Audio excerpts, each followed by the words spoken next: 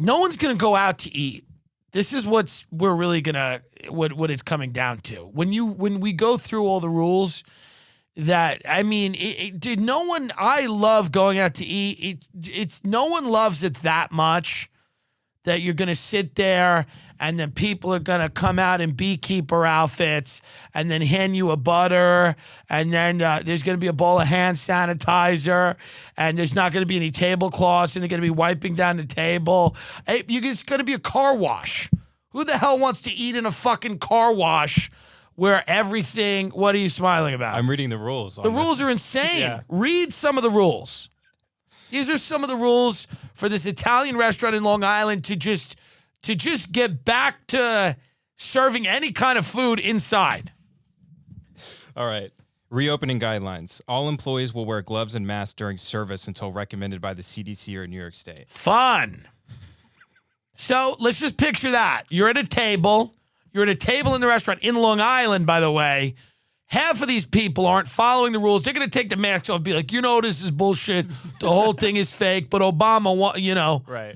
Obama created this to make us wear masks here. So I got to fucking wear this shit. Hand sanitizer will be readily available to guests. Hand sanitizer will be readily available. And I'm sure in Long Island, they'll do it in a very classy way. I'm sure there's going to be a very classy way to get hand sanitizer to the guests, like fountains of it that are, lit on fire. There's going to be like hand sanitizer ice luges in steakhouses in Long Island.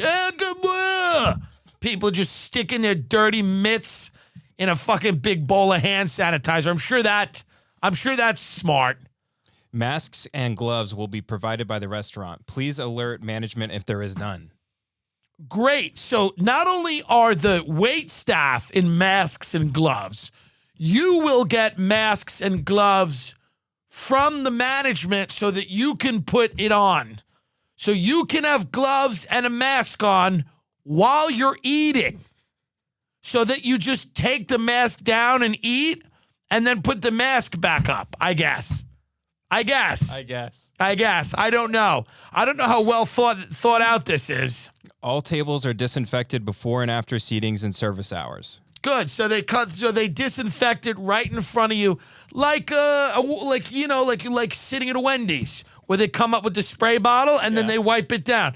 There's nothing better than paying $75 for a steak and getting the table sprayed down in front of you by a guy in a mask.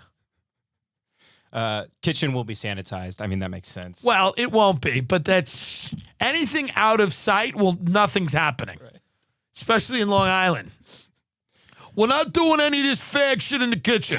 Keep the food coming. Keep it hot. Keep it coming. All surfaces are wiped down, disinfected routinely following cleaning schedule. Great. So just every surface you see is going to get a dirty rag going across it multiple times a night. There's nothing better than going out for a romantic meal and just watching people clean. God. Nothing better than the smell of hand sanitizer and disinfectant, which we're all fucking desensitized to now, by the way. Just the smell of hand. Oh, honey, how are you? Don't you enjoy that? What's that aroma? Oh, it's ammonia. Do you like it? It's the chemical that's going to kill us in several years, worse than the coronavirus will. This is 9 pages long. It's 9 pages. Keep going for a little bit. I just want to know a few more of the things. All sanitation is scheduled and recorded. Okay. Guest health. Guests will be asked for contact info for notifications. This is when it gets good. Keep going with this. This is some of my favorite. Read this again. Guests will be asked for contact info for notifications of contagion and pledge that they have not felt any symptoms of COVID-19. A pledge. And we all know in Long Island, it's a truthful group of people. So they will, and they're also going to be asked about their family history before they get in the restaurant. By the way, that's going to cheer everybody up. So, hey, Vinny, we hate to do this, but you know anybody that died of COVID? Yeah, my mother fucking died in a fucking nursing home. I'm trying to fucking forget that. Cuomo let her fucking burn in there. They should have lit it on fire. Let them fucking burn.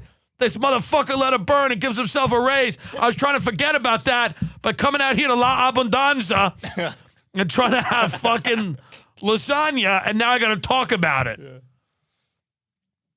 Okay, this one I don't understand. Matilda's law will be enforced as long as it remains in effect.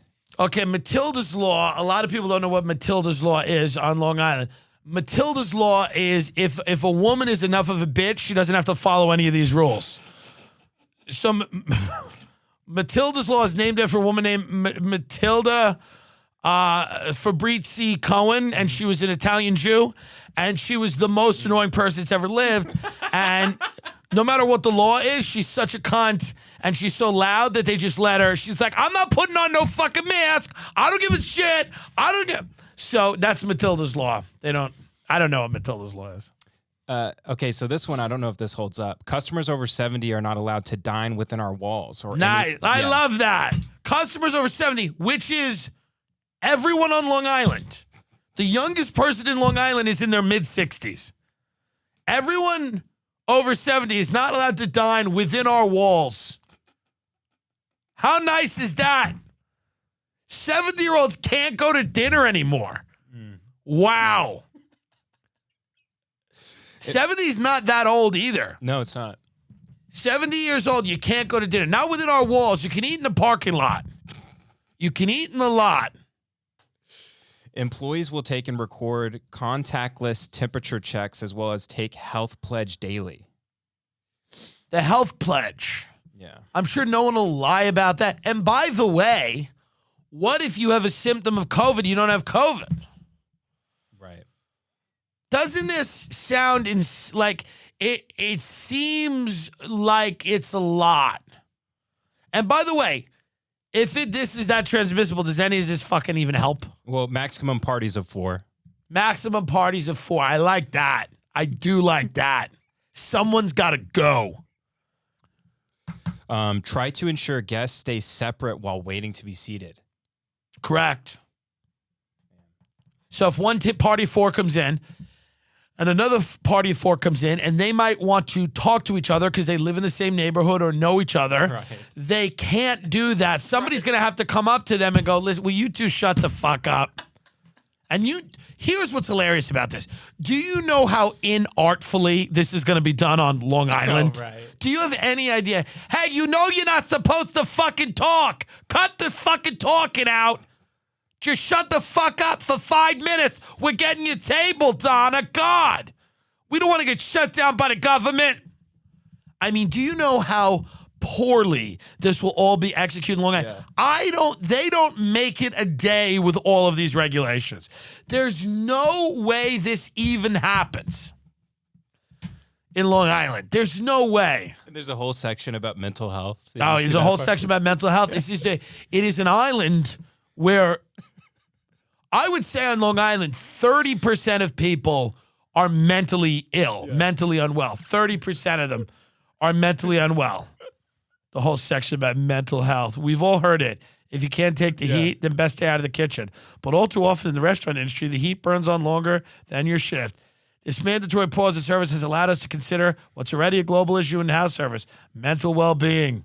Yeah, mental well-being. Great.